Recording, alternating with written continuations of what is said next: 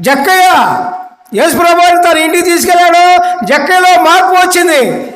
అట్లాగే ప్రియులారా, మనము యేసయ్యని మన హృదయంలో మార్చుకుంటే, హృదయంలో చేర్చుకుంటే మనకు ప్రతి ఒక్క వ్యక్తికి కూడా మార్పులు వస్తాయి. పశ్చాత్తాపం వస్తుంది. పశ్చాత్తాపం ద్వారా మనసు మార్పు చెందుతుంది. అదే కోతకాలము. దేవునికి స్తోత్రం. హల్లెలూయా, ప్రైజ్ ది లార్డ్. మరి మీకు కోతకాలం వచ్చిందా?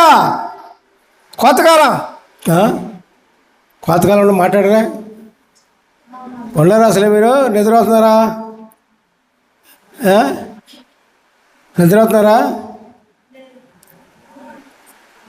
ఏందో అటు చూస్తున్నారు. ఏందో మరి ఏం చూస్తున్నారా? వింటున్నారా? వింటున్నారు. వాళ్ళ చేతులు వేగుతారు ఒకసారి. ఓహో, చేతులు ఎత్తబడి ప్రమాణం ఎత్తారు. వింటున్నారో లేదు తెలియదు మనకి. దేవునికి స్తోత్రం చేయండి. హల్లెలూయా, ప్రైజ్ ది లార్డ్. కోతకాలం అంటే అదే ప్రియులారా, ప్రతి ఒక్క వ్యక్తికి కూడా కోతకాలం రావాలి. ప్రతి ఒక్క వ్యక్తి కూడా మారుమనసు పొందాలి. ప్రతి ఒక్క వ్యక్తి కూడా నూతన జన్మ పొందాలి.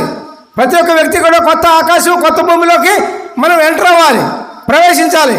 అప్పుడే దేవుని రాజ్యానికి వారసత్వం. భూలోకంలో ప్రతి ఒక్కరు జీవిస్తారు. మంచివారు జీవిస్తారు, మంచివారు కానివారు కూడా జీవిస్తారు. అందరూ జీవిస్తారు. కానీ ఈ లోకంలో అది ఈ లోకం వరకే పరిమితం. దేవుని రాజ్యం అంటే నూతనంగా జీవించిన వారికి, కోతకాలంలోకి వచ్చిన వారికి మాత్రమే దేవుని రాజ్యము ఉంటుంది ప్రియులారా, లేకపోతే లేదు ప్రియులారా. దేవునికి స్తోత్రం. హల్లెలూయా, ప్రైజ్ ది లార్డ్. మరి సమరయ స్త్రీ చూద్దాం. సమరయ స్త్రీ దేవుని కోసం ఎదురు చూసింది, ప్రభు కోసం ఎదురు చూసింది, దేవుని కోసం ఎదురు చూసింది. అనేక మంది సమరయ స్త్రీని పాపస్త్రీ అంటారు. అంటే వాళ్ళందరూ పుణ్యాత్ములాగా జనాలు. ఆమెకున్న విశ్వాసం ఇంకెవరికన్నా ఉందండి? సమరయ స్త్రీకి ఉన్న విశ్వాసం ఎవరికన్నా ఉందా? సమరయ స్త్రీ ఎవరి కోసం ఎదురు చూ తెలుసా అండి? ఆమె పాపి అన్న వాళ్ళందరూ కూడా దేవుని కోసం ఎదురు చూస్తున్నారా? ఎవడో చూడలా. దేవుని కోసం ఎదురు చూసిన స్త్రీ ఆమె.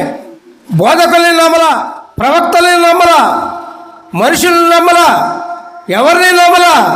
ఒక యేసయ్య వస్తాడు, నన్ను రక్షిస్తాడు. యేసయ్య వస్తాడు, నన్ను రక్షిస్తాడు. అంతే ఆ ఆలోచన. ఆ ఆలోచన కలిగి ఉంటే పిల్లరా, ఖచ్చితంగా దేవుడు నీ దగ్గరకు వస్తాడు. ఆలోచన లేకపోతే నీ దగ్గరికి రాలేడు. మనం ఆయన కోరుకుంటే ఆయన మనల్ని కోరుకుంటాడు. మనం ఆయన కోరుకోకపోతే ఆయన మనం కోరుకోలేడు.